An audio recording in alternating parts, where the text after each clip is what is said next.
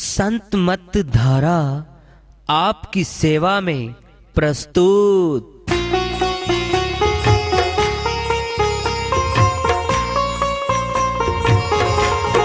जो चाहता है प्रभु प्यारा वो आओ संत मत धारा। भक्ति भेद बता कर सारा वो कर दे भव के पारा। जो चाहता है प्रभु प्यारा वो आओ संत मत धारा। भक्ति भेद बता कर सारा वो कर दे भव के पारा। जो चाहता है प्रभु प्यारा।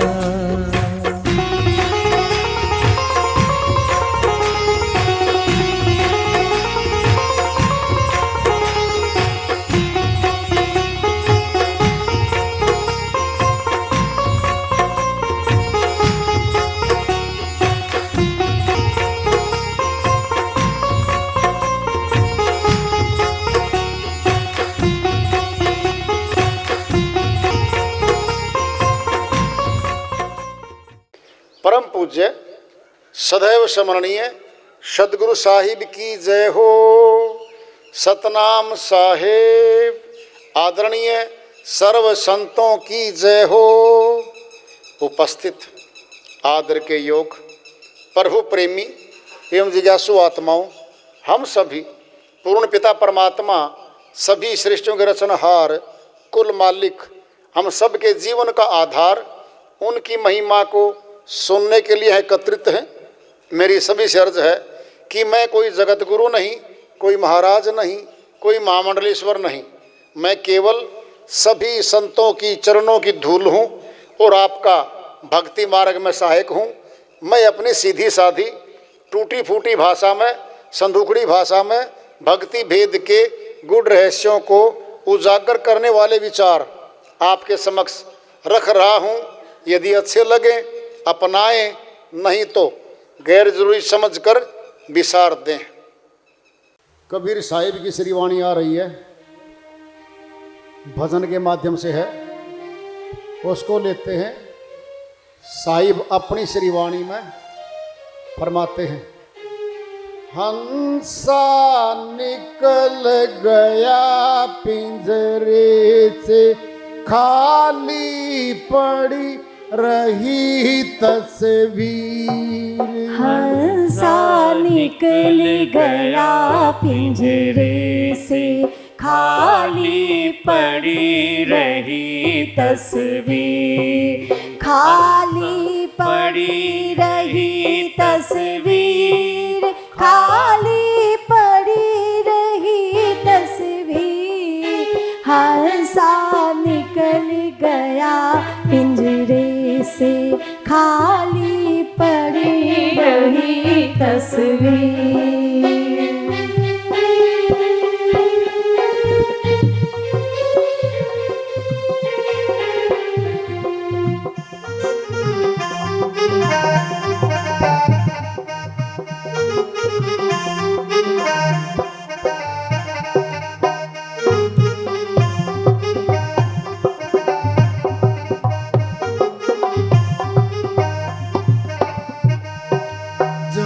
यमदूत लेने को आवे, नेक न धरते धीर। जब यमदूत लेने को आवे, नेक न धरते धीर। मारी मारी के प्राण निकारे, मारी मारी के प्राण निकाले, से नी। हंसा निकल गया पिंजरे से, खाली पड़ी रही तस्वीर। खाली पड़ी रही तस्वीर, खाली पड़ी रही तस्वीर।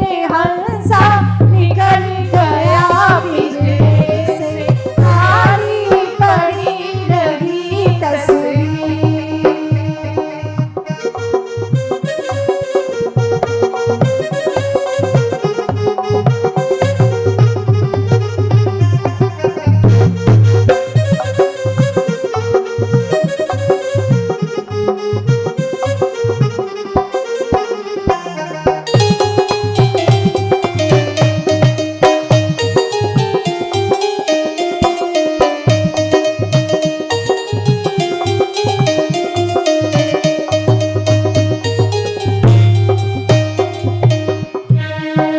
बहुत मनाए देवी देवता, बहुत मनाए पीर। बहुत मनाए देवी देवता, बहुत मनाए पीर। अंत समय कोई काम न आवे, अंत समय कोई काम न आवे। जाना पड़े आखिर। हंसा निकल गया पिंजरे से, खाली पड़ी रही तस्वीर। खाली पड़ी रही तस्वीर, खाली पड़ी रही तस्वीर। हंसा निकल गया पिंजरे से, खाली पड़ी रही तस्वीर।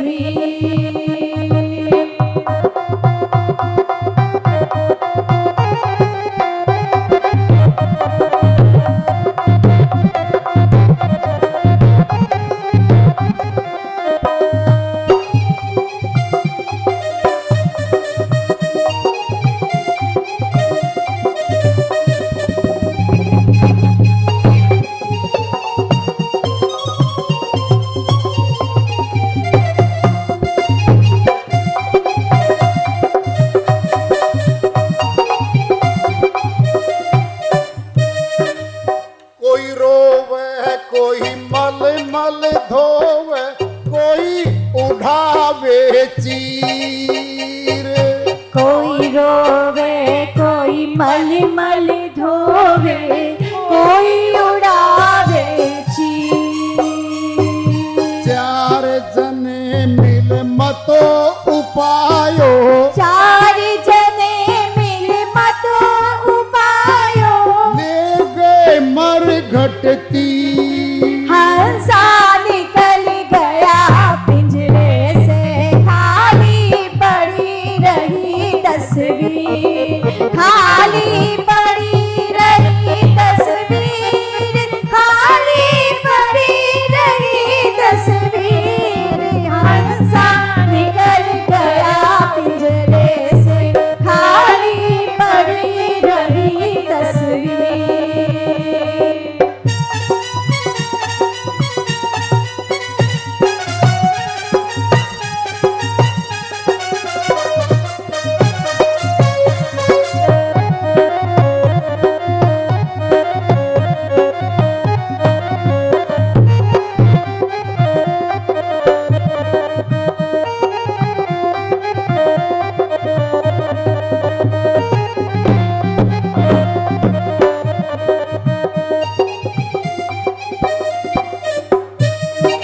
माल मुल्क की कौन कहावे, संग न चले शरीर।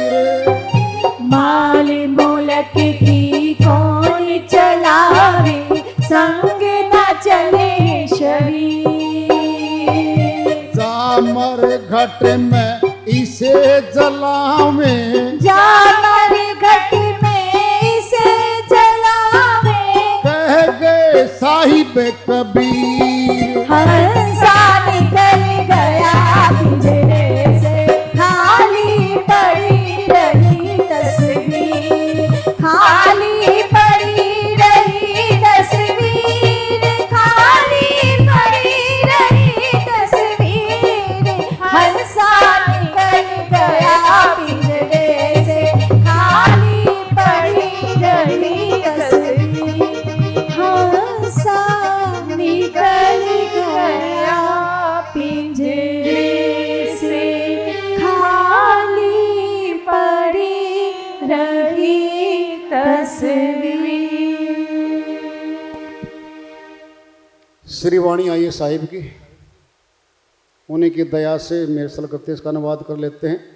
हंसा निकल गया पिंजरे से, खाली पड़ी रही तस्वीर, हंसा आत्मा के निमित्त कहा साहिब ने। आत्मा को हंस भी कहा है। हंस एक पक्षी होता है, सफेद होता है, व्हाइटिश, पक्षियों का सिरताज होता है। वो देखते हुए आंख टिकती है उस पर। जल दूध मिला के रख दें, दूध को ग्रहण कर लेता है, जल को छोड़ देता है। मांसाहार नहीं करता, मोती खाता है। बहुत ऊंची वृत्ति है हंस की। इसीलिए आत्मा को हंस भी कहा संतों ने कि सार सार वस्तु ग्रहण कर लेती है आत्मा, असार को छोड़ देती है। हंसा निकल गया पिंजरे से, हमारे शरीर में हंस रूपी आत्मा बैठी है। जब निकल जाएगी तो खाली पड़ी रही तस्वीर, ये शरीर जो शकल लिए हुए है, ये तस्वीर है, ये पड़ी रहती है। जब यमदूत लेने को आवे, नेक न धरते धीर। साहिब कहते हैं ऑर्डर होता ऊपर से, जाओ उठा ले आओ। दौड़ते हैं, पूरी स्पीड में आते हैं यम के दूत। इस महल में, कोठी में, शरीर में दाखिल हो जाते हैं। नेक न धरते धीर, धैर्य नहीं करते वो। कोई कहते छोड़ दो जी थोड़ी देर, तो वो नहीं छोड़ते। गैर जमानती वारंट है, नॉन अवेलेबल वारंट होते हैं पुलिस के हाथ में। अपराधी के खिलाफ जीप जाती है, 8-10 पुलिसमैन ऑफिसर साथ होता है। जहां मिलता पकड़ो, डालो जीप में, ले चलो। गैर जमानती है, अवेलेबल नहीं है, जमानत होने योग्य नहीं है। उनके हाथ में भी गैर जमानती वारंट आए हैं। किसके हाथ में? यमदूतों के हाथ में। नेक न धरते धीर, मारी मारी के प्राण निकारे, बहे नैन से नीर। झूठ नहीं बोलते साहिब। ये आत्मा शरीर को छोड़ती नहीं है। कहते छोड़ दो, चलो, नहीं चलूंगी, मेरा घर है। किसका घर है? तेरा? तेरा नहीं था ये, तेरे तो मिला था किराए पे। छोड़ दे घर को। ये छोड़ती नहीं है, फिर पिटाई होती है। कई बार देखा होगा ना, मुर्दे के नैनों से नीर निकल जाता है, आंसू ढलक जाते हैं। किसी किसी का देखने का मिलता है, कभी मौका मिले तो। पहली बात तो हाजिरी में बहुत कम मौतें होती हैं, आगे पीछे होती हैं। रात को आप आया, पता सुबह लगा, सारे दुकान पे नौकरियों पर चले गए, पीछे पिताजी माताजी, ध्यान तो आया पाया। बहुत बार गैर हाजिरी में होता है, हाजिरी में बहुत कम होता है। कह रहे साहिब, बहुत मनाए देवी देवता और मनाए पीर। बड़ी देवियों की, बड़ी देवों की पूजा करी, सबको मनाया, सबकी पूजा अर्चना की उम्र भर। अंत समय कोई काम न आवे, जाना पड़े आखिर। ये देवी देवता अंत समय में हमारी सहायता नहीं कर सकते,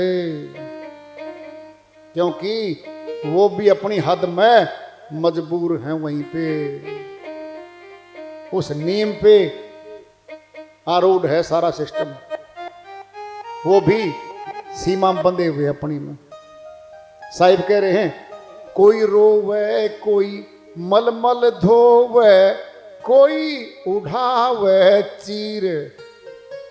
मौत होते क्या करते हैं? जल्दी करो, फटाफट लाओ, अर्थी तैयार करो, लकड़ी लेके आओ, फला लेके आओ। क्या बोलते? कफन, कफन लेके आओ बाजार से, सामग्री लाओ, नहलाओ। जुट गए सारे पड़ोसी, रिश्तेदार, मित्रगण आते हैं, परिवार को साइड में कर देते हैं, क्योंकि वो रो रहा सारा परिवार। आधे तो बेहोश हो जाते हैं। अगर जवान मौत हो जाए तो वो तो बेहोश हो जाते हैं। वो तो कहते जी बस भाई जल्दी उठा लो इसको, कोई उठावे चीर। जा मर घट में 4 जने मिल मतो उपायो, 4 जने आते हैं 4 कोनों पे लगते हैं। अर्थी के 4 कोने हैं, 4 लग जाते हैं।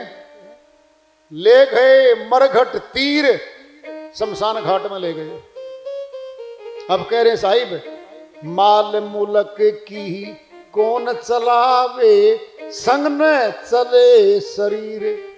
वो माया महल खजाने पद ऊंचे, राजा का पद कलम टूट गई वहीं पे, कुछ नहीं। अब नाम रखेंगे मुर्दा है, ये डेड बॉडी है, मुर्दा हाउस है अस्पताल में।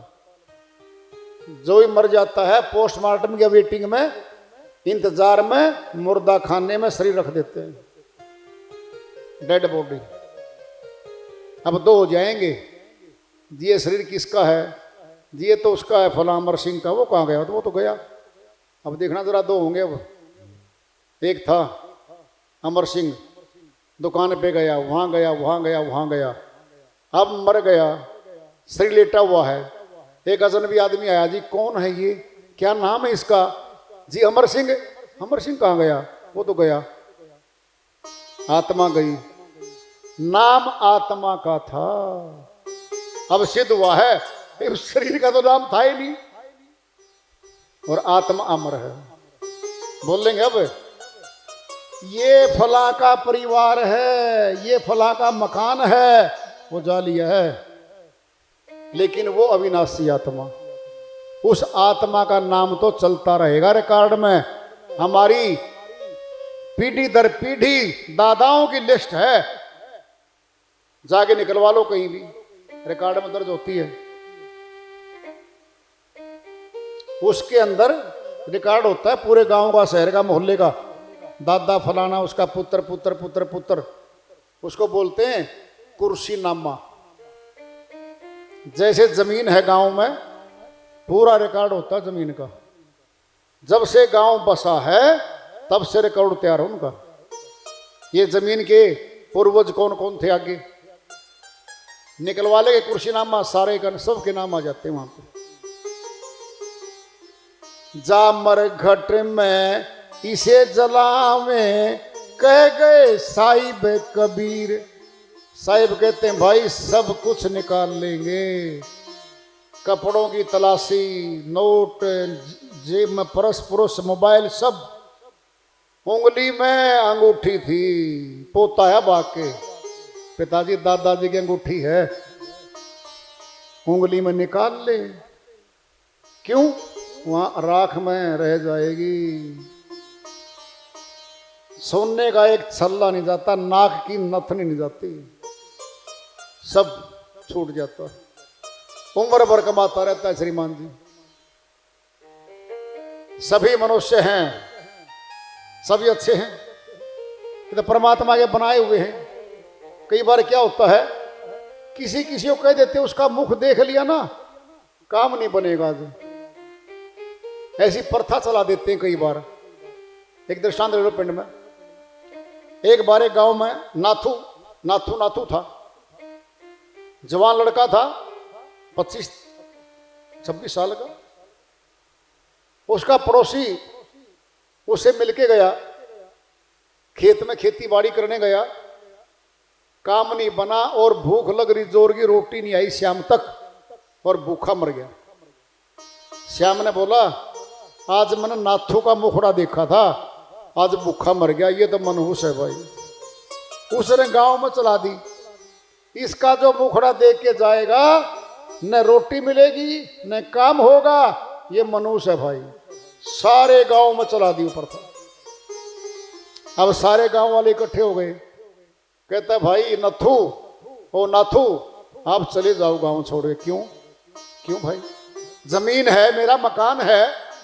नहीं, आप तो मनहूस हो, जो भी आपकी शक्ल देखता है न काम बनता न रोटी मिलती। शिकायत कर दी राजा के पास गांव वालों ने, जी ऐसे है, वो मनहूस है, जो उसकी शक्ल देखता रोटी नहीं मिलती और न काम होता। राजा बोला ठीक है भाई, मैं ले जाता हूं इसको। राजा अपने साथ ले गया, अपने महल के कमरे में रख दिया उसको। सोचा राजा ने मैं देखता हूं ये मनहूस है कि नहीं है। सुबह गया, हाँ भाई नाथू। जी हजूर, प्रणाम कर दिया। ठीक तो है? हाँ जी ठीक हूं मैं। कह के घोड़े पे चढ़ के और वजीर के साथ शिकार खेलने चला गया राजा। खेलते खेलते दूर निकल गया जंगल में, न शिकार मिला और भूखा मरा।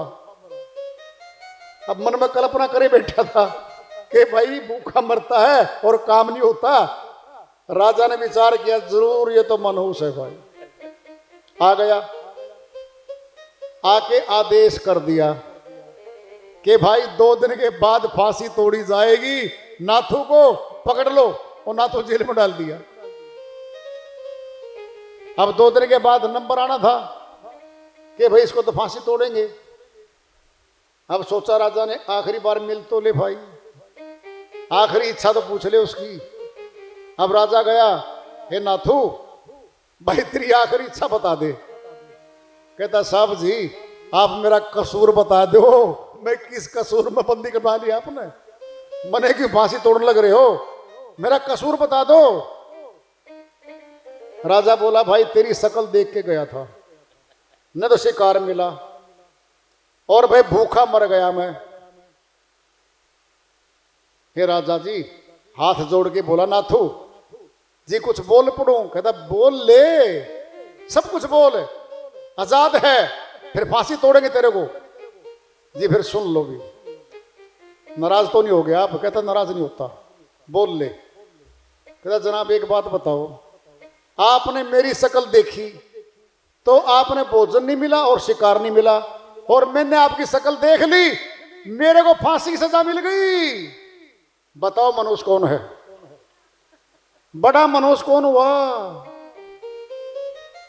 राजा को धक्का लगा, ये क्या बात भाई?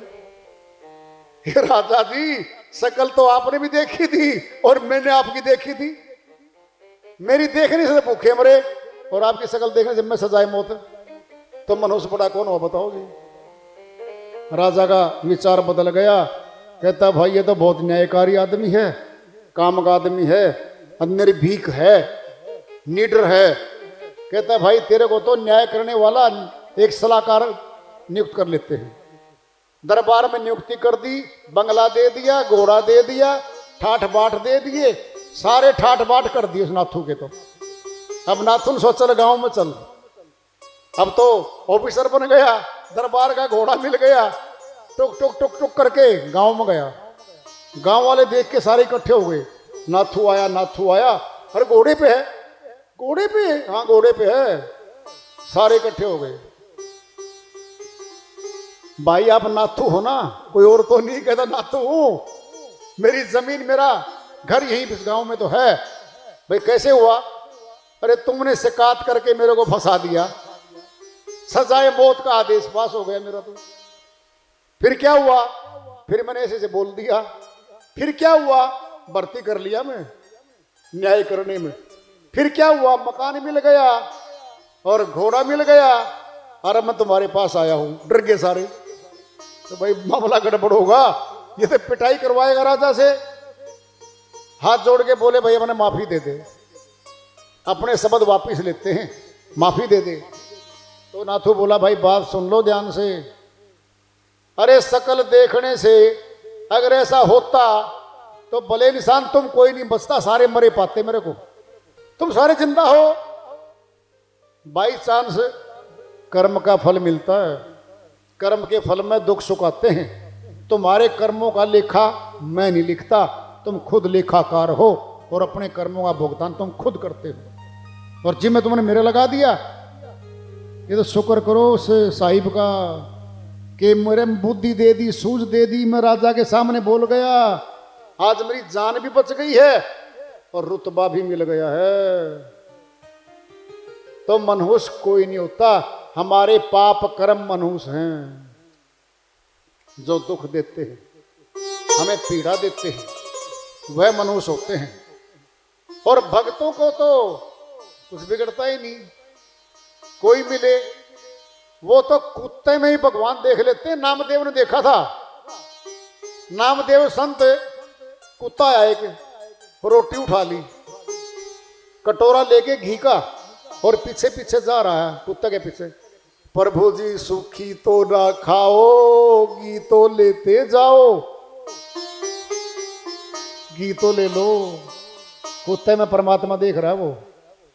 फिर अरे भगत तो मस्ताने होते हैं, दीवाने होते हैं मालिक के, और जो दीवाने होते हैं मालिक के, फिर मालिक तो उनके काम भी करता है, उनके साथ भी रहता है, उनका मान सम्मान भी करवाता है। वो भक्तों के किस्से ही संसार में, चाहे किसी गरीब घर में पैदा होकर शरीर आ जाए, चाहे अमीर घर में आ जाए, वो भगत लोग ही महान होते हैं, क्योंकि भगवान की महिमा गाने वाले वही हैं। नहीं तो भगवान ने कौन पूछेगा? अरे भगवान का परिचय देने वाले वही तो हैं। मस्ताने दीवाने भी कहा उनको। फिर भक्तों की तो भाई रक्षा भगवान करता है, इसमें तो संशय नहीं है।